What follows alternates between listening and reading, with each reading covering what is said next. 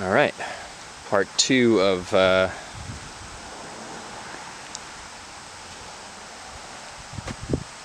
waterproofing here, or air sealing. I guess it's kind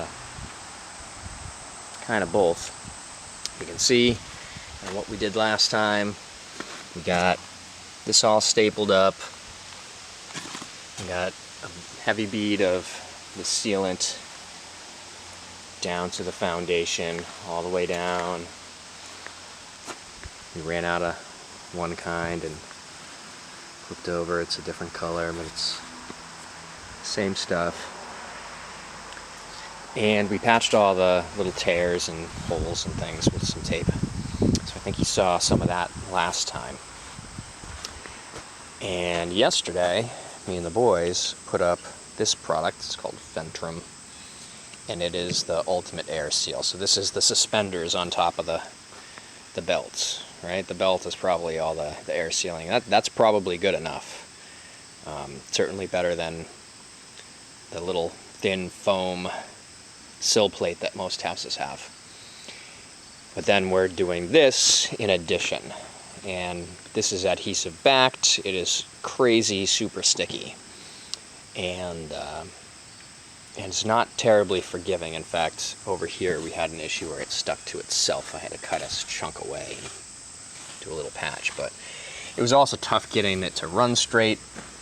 You see, we had chalked a line down on the pavement and spaced this out for a brick row. We didn't want this kind of getting set. And then bricks being set on top of it. So there's some, there are some spots that might have bricks, but a lot of these bricks are going to overhang. You see the wide spot there, that's full brick width there. And so on some of these thinner areas, the bricks will be hanging out just, less than half an inch, but it'll straighten everything out. So I think this side turned out great. This is where we had our little accident. We cut and patched in this little section here because it sagged together and touched, and there was no pulling it apart. But the rest of this side I thought turned out great, including these little areas that were kind of ugly, where the beams were, right there, and there's another one right here. They kind of disappeared. So I'm pushing them, and they're a little soft right now because of that caulking. That air seal was over everything first. And so it also gives us a little bit of a round over on this transition. And that over time will set up, but even if it didn't, it really wouldn't matter because it's doing its job, whether it's still kind of liquid form or once it solidifies. The other nice thing about this product is as you're kind of setting it and pushing it in, it's pushing that sealant, that liquid stuff, into the gap and really sealing it kind of a second time. We went all the way through uninterrupted. It's wrapped up and under, so that'll get tied into the wall system in the basement. Backside I won't show you because it didn't come out quite as good. Will and Cole did their best helping out, but they get distracted, and so we had some issues in the back. nothing critical, but not quite as pretty. And then this stretch here is the only stretch that we couldn't do yesterday because we ran out of that Fentrim material.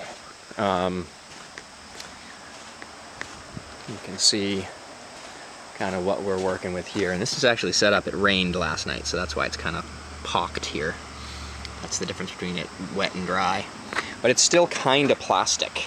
So I'll be able to spooge into that, push into that, and have it kind of smear itself over. And on the front here, because we're going to have trim coming down 3/4 of an inch or so, hanging down the granite, I'm wrapping it right over the edge, just kind of maximizing all of our surface area contact, everything we possibly can, to get it detailed. And this will overlap. I did all the corners like this. It overlaps, and again behind you see that it's all gooey and flexible in there, just like it should be. Here's this side on the granite. Again, we chalked the granite because the brick was the critical detail, but on most of it we chalked up top here. don't know if you can see that. There you go, chalk line.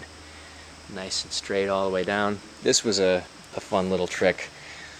So the sill sits out here because this is all going to be insulation. And this is, I don't know if that's coming out on camera, that's a sill plate bolt. This one there, and this one over there, this one right here. And, you know, ordinarily they're inside. Because of the exterior insulation, they ended up kind of right on the edge of the wall here.